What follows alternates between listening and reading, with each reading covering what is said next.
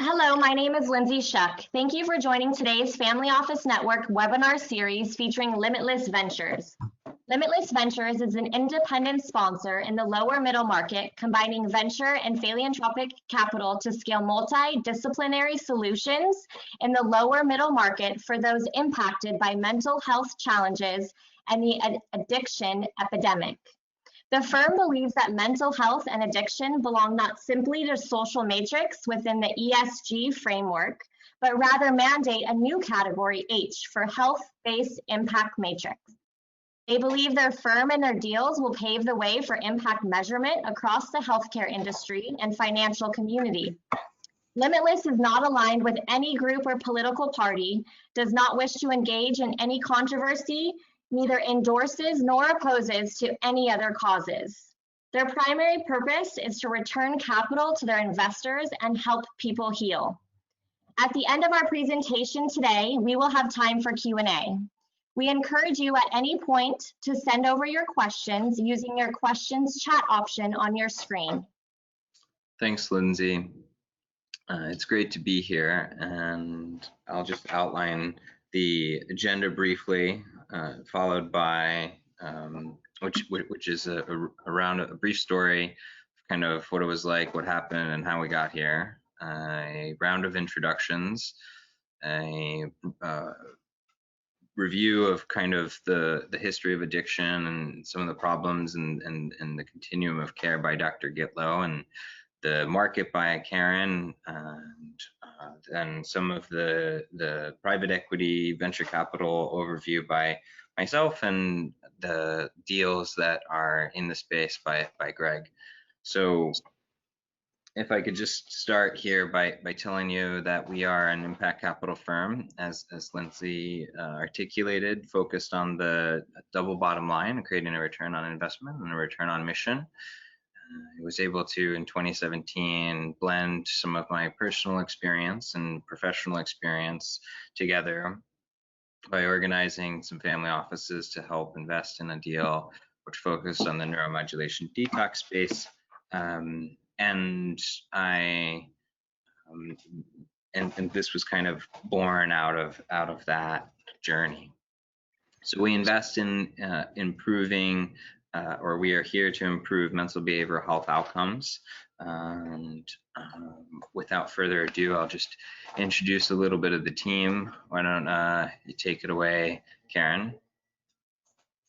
Yeah, my name is Karen Sterling. I am a strategic consultant with a background in applied life sciences research and technology, corporate due diligence operations, investment banking, and financial management. I hold a PhD degree in biochemistry and molecular biophysics from Columbia University, and I'm also a chartered financial analyst. I joined the Limitless team earlier this year. Sure. Good afternoon, everyone. My name is Stu Gitlow. I'm an addiction psychiatrist based in New England, and was the past president of the American Society of Addiction Medicine. I work these days as a delegate from the American Society of Addiction Medicine over to the American Medical Association in order to help work on public policy issues that directly impact psychiatry and addiction itself. All right. Hi, everybody. My name is Greg Roberts. I'm a partner with Limitless and focusing on the long-term recovery fund. My background is in commercial real estate. As an entrepreneur, I've founded and run a number of different businesses, so I bring in some operational experience, but my core experience is in Manhattan commercial real estate, where I was a landlord, owned a brokerage company, done some development, as well as overseas. I was involved in some projects down in Brazil to build shopping centers.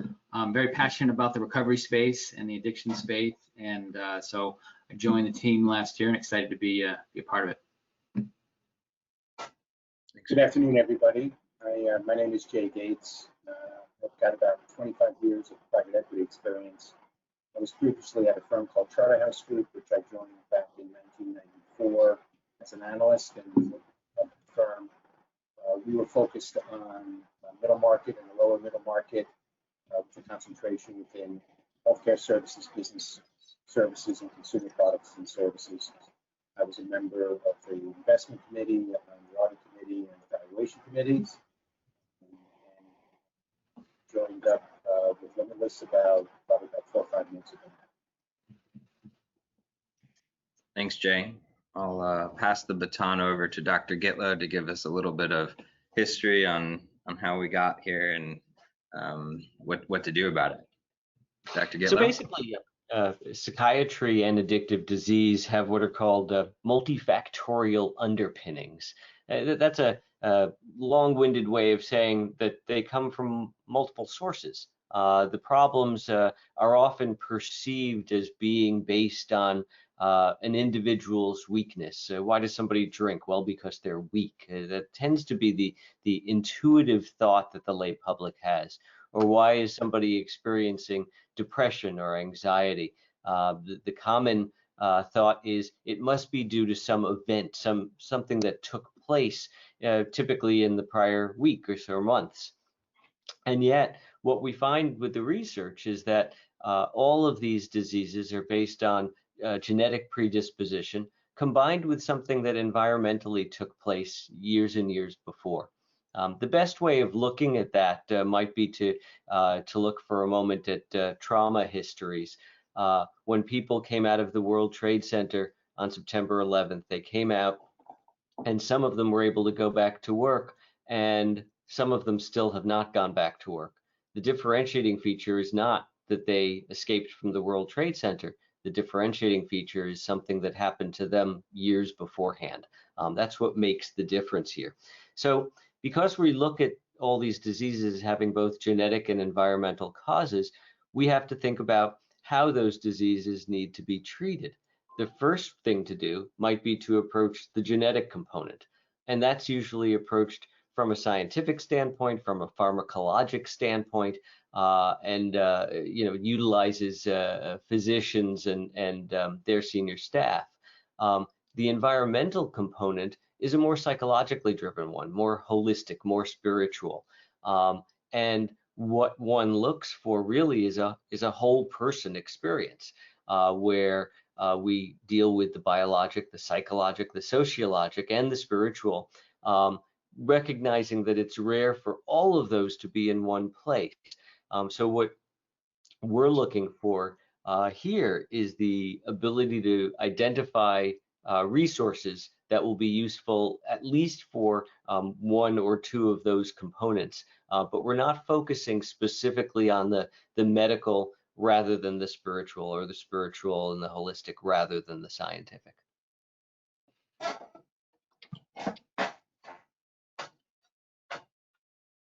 So here, what we have is a high significance of the number of people who are impacted each year by mental health problems. It really boils down to everybody. That's not to say that everyone has a mental health diagnosis, but certainly once you include close friends and family, everyone's involved.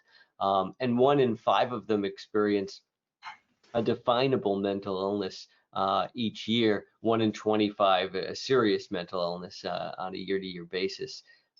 Obviously, our youths are the most strongly hit, with 1 in 6 experiencing difficulty, in part due to the developing brain and in part due to the actual difficulties that are hitting that particular cohort at this point in time. We have a tremendous problem with depression and anxiety, with depression itself being the leading cause of disability worldwide. If we look just at Social Security statistics as to who is receiving disability, those who are receiving it for psychiatric causes were in the single-digit percentiles going back just 20 or 30 years. Those numbers have doubled and doubled and doubled again over the years, and what we see now is an enormous percentage of those who have applied for disability, whether through Social Security or private firms, due to mental health, behavioral health, or psychiatric issues. And this has gotten to the point now where suicide is the second leading cause of death among young individuals. Next, yeah. So the continuum of care, obviously, the can be divided up into these particular sections, and there are a number of ways that we can separate out the various components of care. Here, the way we're looking at it is that it begins with a point where someone is experiencing the illness, but is scared to bring that home. I'm working right now on a case with a police officer who was upset by the fact that he was often dealing with or finding situations where people had died. There he is having to confront this, and he said that he had experienced some symptoms of having to confront these individuals, but he didn't tell anybody. And several years went by before he shared that with anybody, largely because of the stigma that he would experience. So it's important to reach these folks, but we can't reach them unless they're willing to identify themselves, and they won't identify themselves until we change the language, just as we did with HIV years ago, just as we did with cancer years ago. And now we have to do the same with mental health. The reactivity is our response once individuals do come forward, but we want to take that proactive dot and actually move it back on the curve. Where we reach out to people, we're responsible for getting them care before they even realize that it's something they need, and then obviously getting them to the point where they're feeling better, they're more comfortable, they're more functional, they're no longer impaired, they're able to get back to their usual degree of professionalism and high quality performance. Next slide, Alex. I think I think this one's mine too. The number of people impacted by mental or primary psychiatric issues versus the number of people and the costs of addictive disease. We've basically added those two figures here for you. We realize, of course, there's some crossover between the two. The total is likely to be a little bit less because some people with addiction have mental problems and some people with mental problems have addictive disease. But in general, these are the numbers that have been pointed out. This is a key area of health that has been markedly underserved for years. Thanks, Dr. Gitlow. Karen, why don't you talk more about the addressable markets? Sure. So this slide here shows that our Recovery Fund 1 is aimed at the addiction market, and we plan for future recovery funds to address the mental and behavioral health markets. What we're looking at this inverse pyramid is a further breakdown of those two main categories, with the addiction market comprised of tobacco, which, as you can see, accounts for about 60% of afflicted people, followed by alcohol, opioids, and other addictive substances, and the mental and behavioral health market comprised of depression and anxiety, which is the main part there, about 2/3 of afflicted people in that segment, followed by bipolar disorder, ADHD, and a number of other conditions. So the bottom line for us is that we have an opportunity to really target our capital towards specific conditions and specific addressable markets. Alex, go on to the next slide, please. A bit more detail on the latter. This relates back to the continuum of care that Dr. Gitlow expanded upon. So as you can see, around 90% of the total addressable market here is concentrated in the life sciences, and a vast majority of that are pharmaceutical drugs aimed at alcohol, tobacco, and opioid addiction. That said, there's still significant dollar amounts flowing into prevention, healthcare access, treatment delivery, and long-term recovery. So we believe that effective solutions must address that entire continuum of care, from prevention all the way to long-term recovery. And we intend to apply our capital along this entire continuum of care. Looking at each of these verticals in a bit more detail. No, we're still on the previous slide. Sorry, my bad. Prevention involves messaging that reaches vulnerable populations. So an example of that kind of storytelling would be the show Euphoria on HBO, which articulates the pain points of addiction and one possible path to recovery. Life sciences solutions are focused mainly on drugs, as we saw before, but also include pain relief and the pharmaceutical supply chain. However, life science solutions are only helpful if patients have access to them. So healthcare access includes everything from phone apps that help people with medical compliance to affordable health plans. Treatment addresses the healthcare distribution networks available to patients to actually receive their care.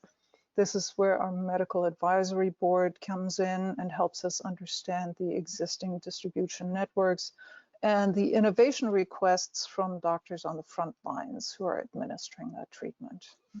And finally, long-term recovery is critically important. We need to really view addiction as a chronic disease with a long tail.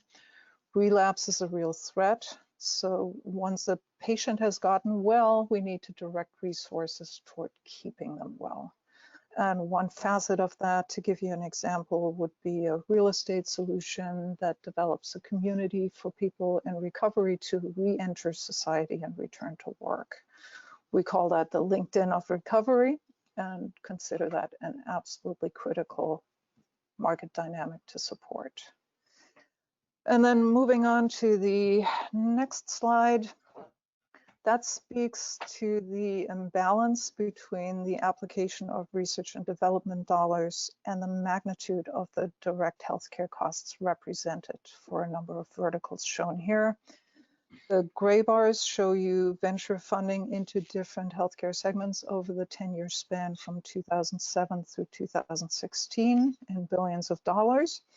And the green line shows US direct healthcare costs represented by those fields. I want you to note that the left and the right y-axes in this chart represent different scales, with venture funding queuing off the left axis and healthcare costs queuing off the right axis. The main takeaway, however, is very clear in that there are vastly more venture capital resources being applied to cancer, diabetes, and cardiovascular conditions than to pain, addiction, and mental or behavioral health issues. So we're hoping to fill in some of those funding gaps with Limitless and save lives in the process. I'm now going to yield the field to Alex, who will talk about venture capital and private equity and why now is a good time to invest. Thanks, Karen, and Dr. Gitlow for setting the stage and talking about the market. I want to just introduce kind of at a high level, 50,000-foot level, a little bit of the overhang and the situation that private equity is in venture capital and why this now is a good time to invest. There are a lot of dollars chasing, or too many dollars chasing too few deals right now. And this overhang is kind of unprecedented in the last 100 years. And what that means is that there's a lot of competition in the marketplace. Prices are higher, and we see price to earning ratios expanding to try and compensate for lack of performance, especially during things like COVID. And one of the unique opportunities that Limitless brings to the table is a group of domain experts with tacit knowledge and the ability to execute our strategic plan in a robust manner. We see that across both private equity and venture capital as both an opportunity to serve the emerging market and the dynamic needs of our stakeholders, which are our patients, right? People like me who have a first degree of experience in recovery. I myself am 8.5 years in recovery. And so I really understand what it means to have to live this process. And it's hard. It's hard to I'll just kind of like share a little bit vulnerably. Like it's hard to get a job and then lose it because of our past. It's hard to try and rebuild that trust with the relationships in our educational system.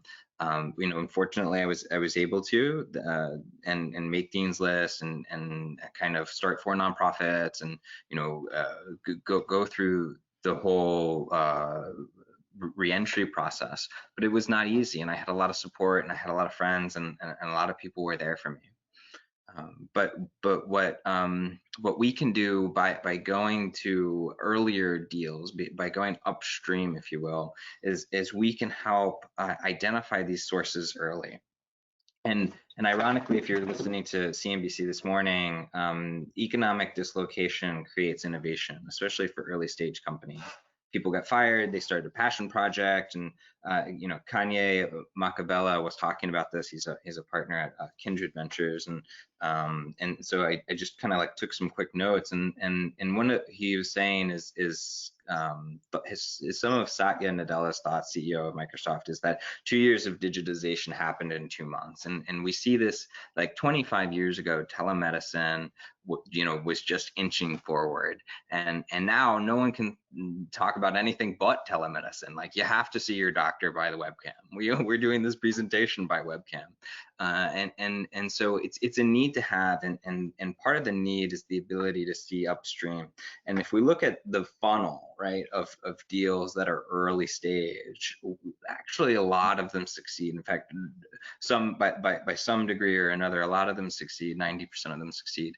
And so what is unique about us isn't only that we have a robust team to help find these deals. I'll just give you a quick example.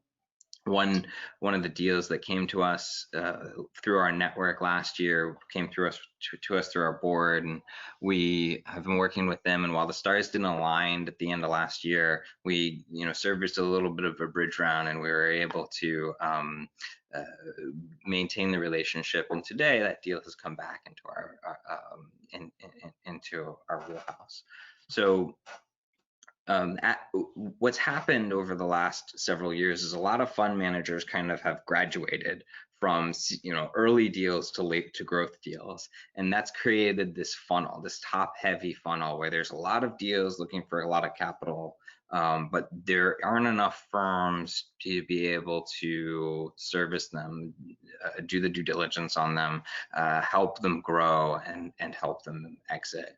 And so we see that as an opportunity in the emerging space of behavioral health and mental health, specifically with respect to addiction, where we have a lot of experience. And what that shows us is that if you were able to have the patience to kind of hold the rudder steady over time with Google or with Amazon, you would have been able to participate in a lot of value that was created in those additional years, rather than kind of exiting with the earlier IPOs. So patience is really rewarding, especially if you get in early. I want to talk a little bit about the market and how our view is different than the way other people see it. And so other firms will look at and apply their capital stack to cognitive behavioral therapy or telepsychiatry or provider tools, and they kind of all lump them into these big groups: hardware, Internet of Things, the quantified self. But I don't think that represents the stakeholders, right? The stakeholders in this situation are the patient, the provider, and the payer. And that payer could be a self-insured employer, it could be your health insurance policy, Medicare, Medicaid, and the patient's journey goes from cultural awareness or prevention through life sciences, health, as Karen talked about, all the way through to long-term recovery.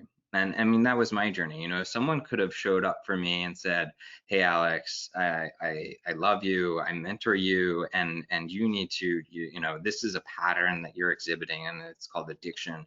And addiction doesn't just, or drinking alcoholism doesn't just live under a bridge, and it actually wears a tie, and it comes from a good family. It comes from people who go to college, who are in, studying engineering, who are in a fraternity, who are doing good work for people with cerebral palsy." And it looks like you. It looks like you. You looks like a star athlete, in a swimmer in New Jersey, and a lacrosse player, and it's just like everybody else. And so it doesn't discriminate, right? It doesn't care. And I didn't understand that, right? I thought I needed to be really, really, really bad. And so I didn't identify those early signs. And so if I could have kind of, if God could have showed up in forms beyond the police or something, right, then maybe I could have saved myself a lot of pain, right? Then the burden would have been different, and the return would have been different. So what we need to do is organize these deals from the customer's perspective. And so that's kind of what we've done. And I want Greg to talk a little bit about one in particular that we think can make a difference, and then we'll open it up for questions. All right, so the cornerstone of mental illness or addiction is people at the end of the day, right? They're the ones that are affected. And as Karen pointed out, 57 million people are affected by addiction. Many could argue that maybe an underreported number. A lot of this stuff is self-reported. And people need to live. They need to live well, and they need to rebuild their lives often if they're in the early onset of a recovery walk. Addiction does not discriminate. No demographics are immune to it. And our real estate project is going to focus on a higher income demographic, professionals in the Midtown Manhattan area. And the project that we're looking at right now, very seriously, is right in Midtown in the West 40s, and it's a 40-story building. It's going to have somewhere between 350 and 500 sober living apartments. And what this is going to look like is co-living. So the co-living concept enables people to share apartments, share expenses, keep them down, but have the support around them that they need in the recovery space. Just to give you an example, as far as the professionals that we're looking at, just yesterday I was catching up with a friend from Los Angeles who shared with me, he's a long-term recovery guy himself, 18 years, but he was sharing with me that his brother was an executive at Netflix, and one of these guys you'd never expect, golden boy, always had, he was a senior executive at, Disney before that, has been going for about a year and a half, been drinking about 14 tequila shots a day before he gets home for dinner, and doing an 8-ball of cocaine a week. This just came about 2 months ago, and you would never assume, just like in a place like Manhattan, we look at the bankers and the lawyers and all these professions, and many people are affected by this illness of addiction. And as we continue to destigmatize, hopefully we still have a long ways to go. These people need to be treated civilly. They need to be treated right. They need to have just to be thrown right back into the workforce after a 30, 60, or 90-day stint at a rehab does not really improve their chances for long-term recovery, which is what we want. So our goal here with the real estate is to provide a very civil, very comfortable living arrangement that includes such things. Now we actually see opportunities because with the whole COVID in New York slowly coming out of that, no one quite knows where New York's going to look in 6 months or a year, but it is a city that always seems to bounce back and will not probably fall off the map. But so we want to design these apartments now to be not just very sober living friendly. Okay, so we have like-minded people in living in these supportive type of environments. We'd have 4 or 5 shared rooms. You'd have private bedrooms, but shared living spaces. We also want to have some mixed use components, so we could have therapeutic and counseling services, maybe job placement services in some of the office space that we could use. We want, there's going to be a very, post-COVID design. So the air filtration systems will be state of the art. For the cleanest air, we'll have touchless elevators, these type of things, as well as really important, with a real big opportunity here to sort of mix into the matrix, would be work at home technology. So when we're building this building, we want to make, because many people, a great unknown is how many people are going to reemerge to the workforce as we knew it before. So we're going to give these people in the co-living apartments access to state-of-the-art work from home type technology, big screen TVs coming up from the floor, state-of-the-art lighting and audio and video. So they'll be set up turnkey, ready to work from home. So we're very excited about this because of the density of people, obviously, in a place like Manhattan. There's a shortage of these type of facilities that promote long-term recovery. And we especially see as employers are starting to get a little more aware and hip to the crisis, the epidemic, as Karen referred to it, it is an illness, it is a disease. And as we come to understand that more of a society, there is a treatment protocols that seem to work, and we just can't throw people back into the regular world without that support around them. So we are very excited about this project, and as well as the whole buy low, sell high kind of thing. The prices have come down a little bit so far in New York, and we expect building costs to come down. So from a timing perspective, we're quite excited about the opportunity because prices are at least momentarily depressed, and in Manhattan, that doesn't usually stay for too long. So just to wrap it up here, some of the deals that we've done in the past include music-based recovery. This is sort of just an overview for Limitless now.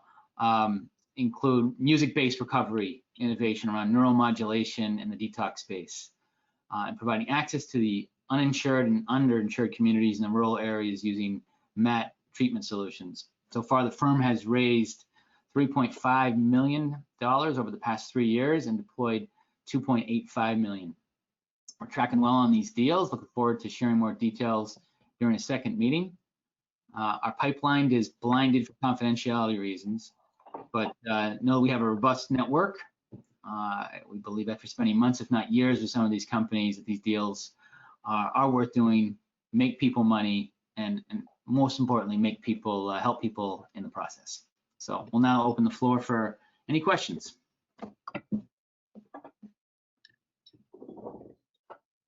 Thank you so much, everyone. And again, I would love to encourage everyone to use their questions chat options to send over some questions that we have.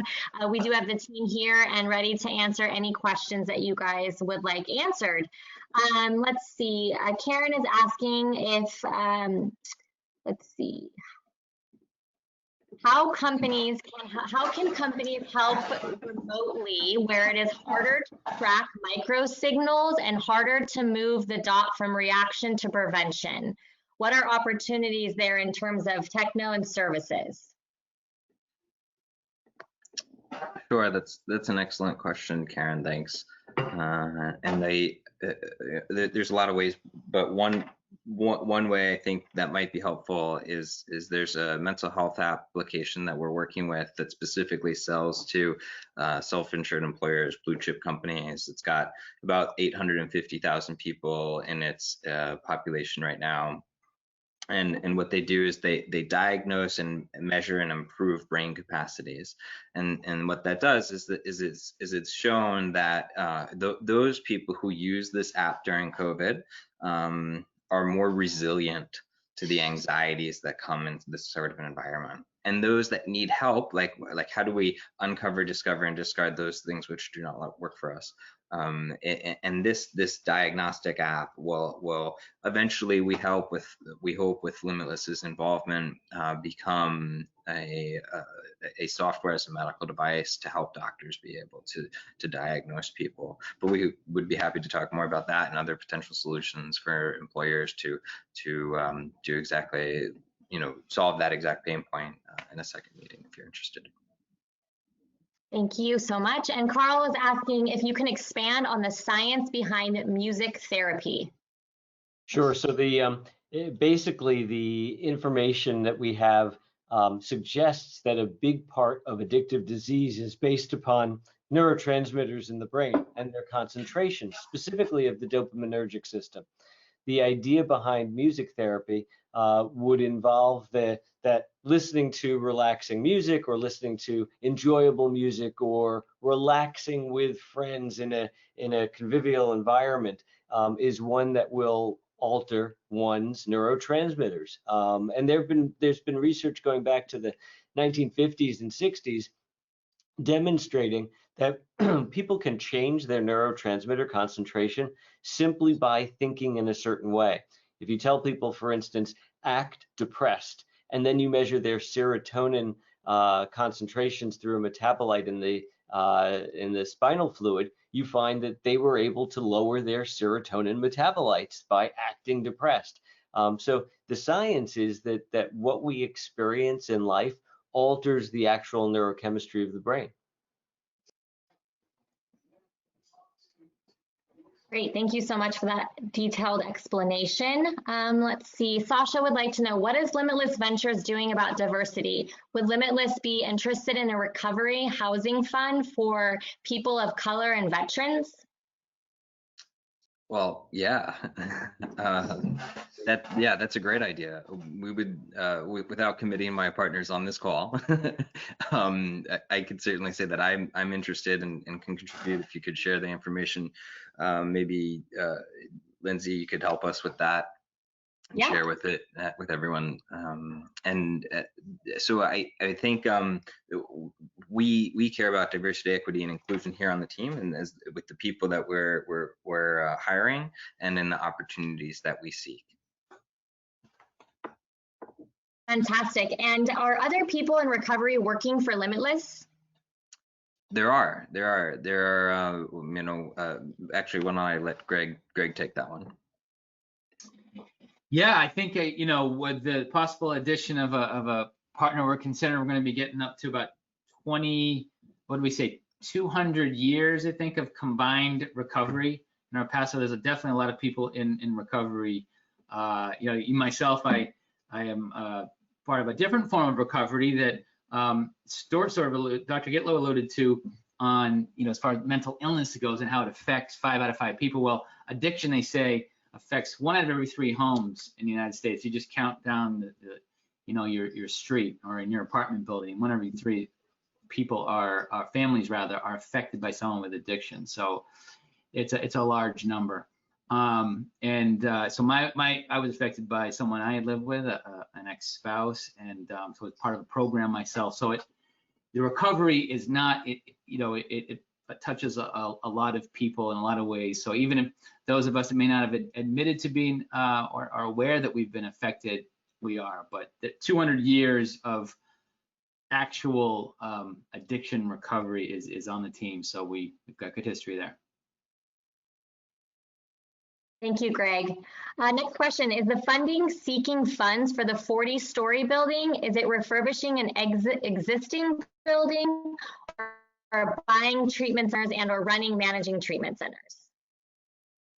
Yeah, I'll grab that one. We are purchasing air rights actually from a church, and we're building 40 stories above the church. So we see it as a real, again, as I kind of alluded to a little bit earlier, an opportunity to build fresh and post-COVID. So we're building, ground up. And Thank then you. on part B of that question is the recovery space, the treatment space, and there's a lot of work to do there in the distribution of centers and in helping them get up to a quality of care. Doctors, lawyers, and pilots have the highest recovery rates, and there's a variety of reasons for that. Part of it is the access to really high quality care, and we believe that by as Dr. Gitlow alluded to earlier, the power of music and other psychiatric methods is that as we invest in life science solutions which can change quality, we can deploy them at treatment centers, and so we will be owner operators of at least I think our general goal here is to have about 5,000 beds by the end of 2023. Yeah, maybe part B1 answer here. We happen to be above a church, which is very excited for us doing this project, and they're going to be providing space for a lot of recovery meetings, AA, Al-Anon, recovery supportive type of meetings. Thank you. John would like to know if you've explored psychedelics as a treatment for mental and behavioral health. I'll leave that one to the professionals. Yeah, it's not so much that we're exploring, because our jobs from our perspective is not to find the solution, but to find the companies that have found the solution. If companies are exploring that, and they are, and they demonstrate beneficial outcomes, then we'll certainly take a good look at them. Thank you. John Patterson would like to know, what opportunities do you see to prevent the onset of addiction with investing in preventative products, programs, and services? ? Can these be reimbursed by healthcare insurance?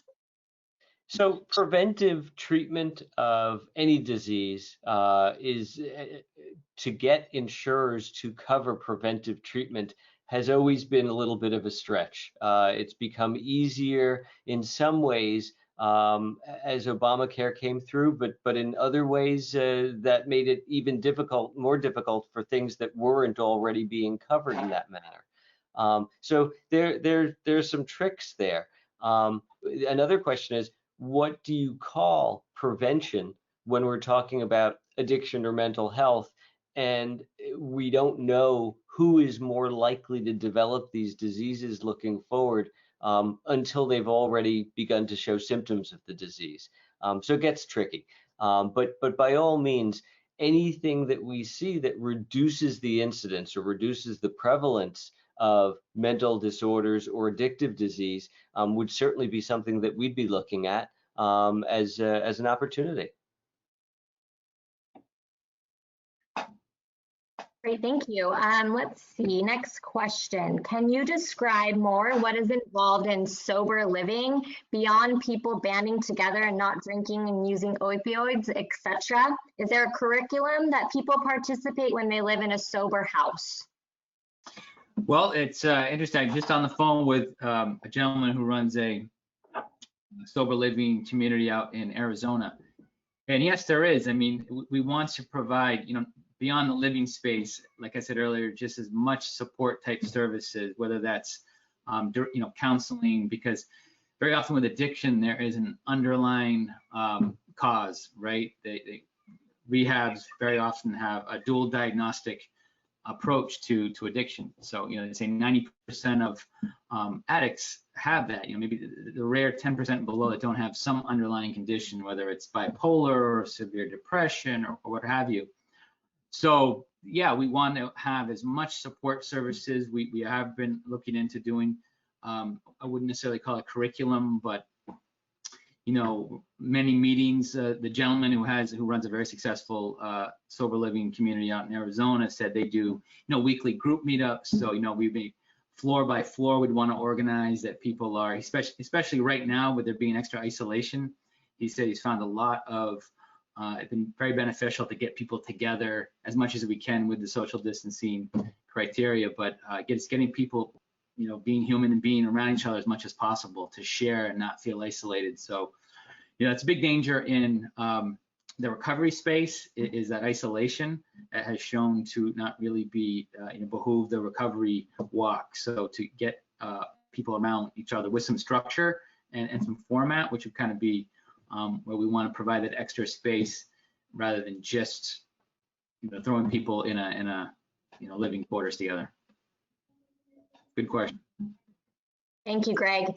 Jim would like to know, what have you identified as the largest reason no investment dollars are going into addiction, and what type of ROI are you seeking for investment?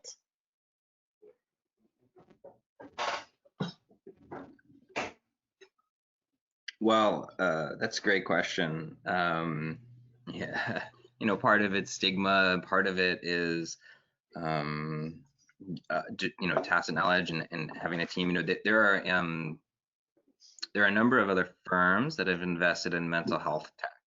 You hear some popular deals. Mindstrong just got $100 million from Bezos Expeditions, and they had a Series B round with One Mind by Garen Stagland, and they had they have all the names, right? Arc Ventures, and but these are largely tech deals, and the problem is that you have this traditional story, like someone from a well-known venture company left, like Uber, and started this tech deal, and so a bunch of other people said, oh yeah, let me back that dude, and those people sometimes are, but not always, have the robust network, A, to manage the continuum of care, and B, to be able to have an informed medical component, which is what we have, in the investment committee. So I think that's one of the things that helps us differentiate, and even the other firms, What If Ventures, IASO Partners out of Boston, What If's in Texas, and Rock Health, these guys are not thinking about this up and down the asset class investment, or up and down the cap table across different asset classes, as if it were a continuum following the patient's perspective, which is how we think about it. But to just give you a general, return summary, we could jump into details at a second meeting, but we think we can provide outside returns that are really quite generous and also help some people along the way. Yeah, if I can add maybe a little more detail on the funding gap. To some extent, these developments are somewhat cyclical. If you look at the pharmaceutical industry, you will see the big farmers every once in a while reprioritizing their development pipelines. To some extent, that carries over into the investor space as well. And then you see simply sectors that go out of favor. Like, for example, the Alzheimer's space was one of those. It was the graveyard for innovation. There were no new products on the market for a long time. Trials kept failing. So at some point, investors get fed up and pull out. Yeah, so I think this is what we're also seeing with the opioid and addiction space. Thank you so much. Colette would like to know if you will be offering any treatment services or purely sober living. In a building, as far as treatment services go, in the first building we're doing in Midtown, we do see, treatment services would fall under the category of counseling, therapy, any technologies that can come along to help that, we would be open to. But that's where we want to carve out a chunk of the building, probably 15 to 20% reserved for those aligned and helpful services for people in recovery. Thank you. Let's see. Have you deployed capital of 3.5 million, or is there more deployable capital available for your family office of funds? I'm sorry, I didn't catch the whole question. Could you repeat it, please? Sure. Do you have deployable capital of 3.5 million, or is there more deployable capital available for your family office of funds? Right. So the proper vernacular would be that we function as an independent sponsor doing deals on a deal by deal basis. And sorry if I've been confusing.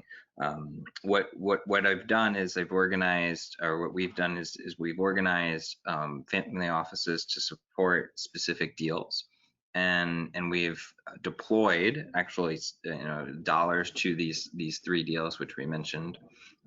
And some of those are in the neuromodulation space, and some of it is in the treatment space, and so the rest of it is operating capital for our team, and because attention is expensive, and we have a number of other deals which we would love to have second conversations with. If there was an ask, I would say we'd like to talk to other people that are interested in doing deals in this space. We have some very interesting return profiles, and we think we can generate if that's interesting to other investors on the call.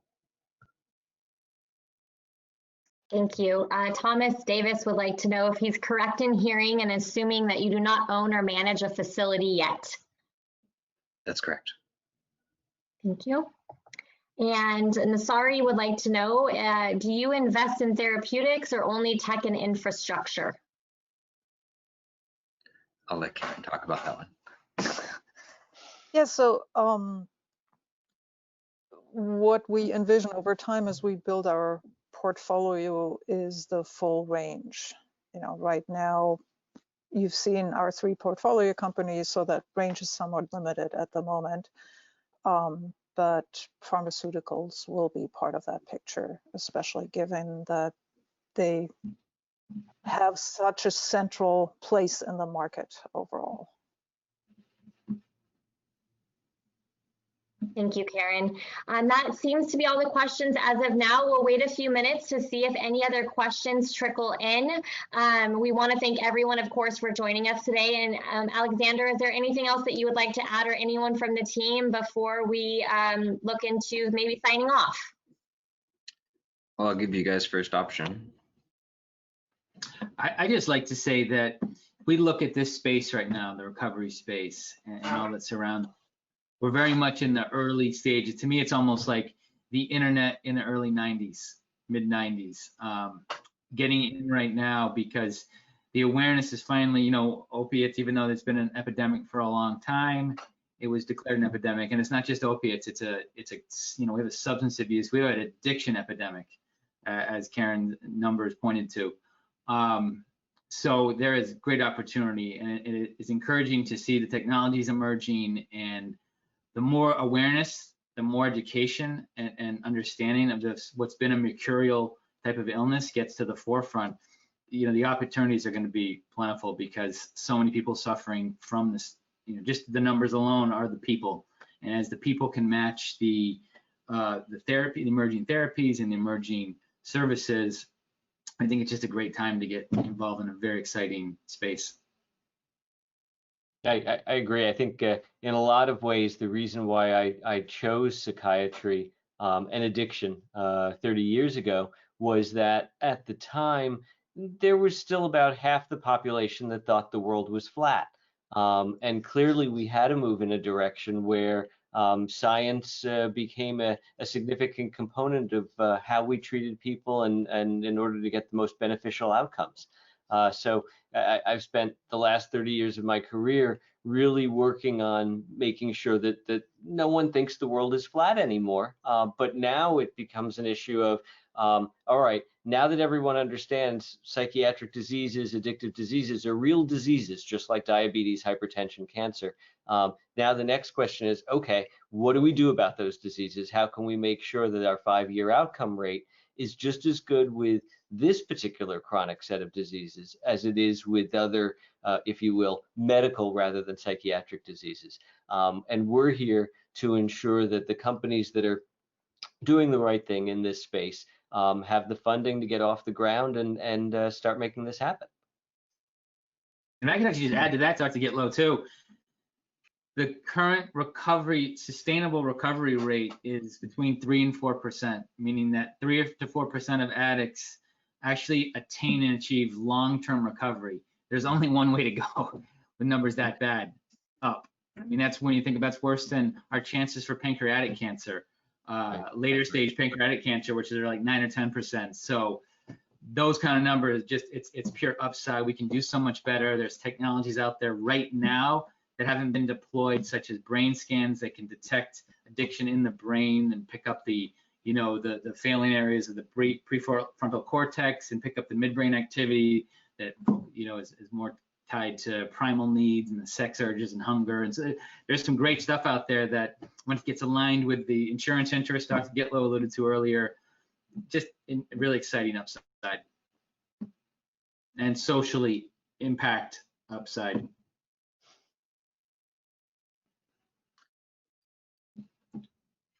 Yeah, I mean, look, if there's nothing else, I would say if you believe as we believe, then we would love to talk to you.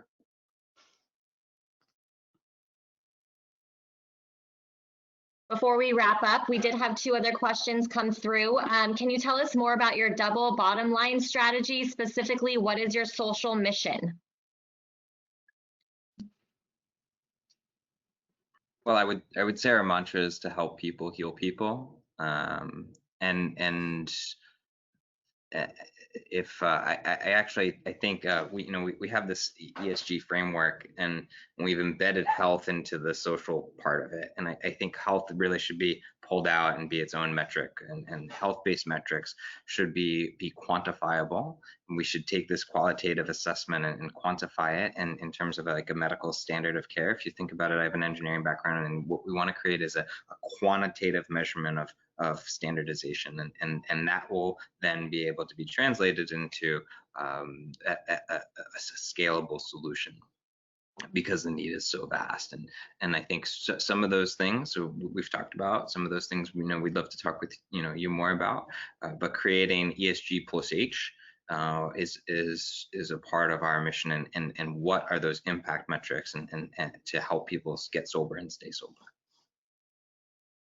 Great, thank you. And is the focus only on addiction, or are you open to looking at investment opportunities in other TAs, e.g. antivirals?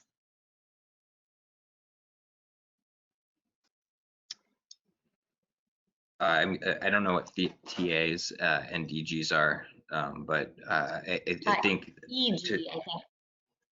Okay, I would like an environmental. Is that what you're talking about? Potentially, if they could chat over, Nasari, if you would like to elaborate more on your question, is all that he wrote is E.G, sorry. Okay, sure. I mean, so mental health and addiction is a part of the continuum of care for mental health. If it doesn't fall into that category, that is not part of our thesis. Thank you so much. And again, on behalf of everyone at Family Office Networks, we really wanted to say a big thank you to everyone that joined us from the Limitless Ventures team today, and all of you who attended this webinar. We will all be in touch with you individually, so if there's any other questions that pull through or that you would like to connect on the team with, we will encourage those conversations. We hope you guys all have a great day, and again, thank you so much for joining us today. Thank you. Thank you. Thank you. Thanks, everybody. Everybody.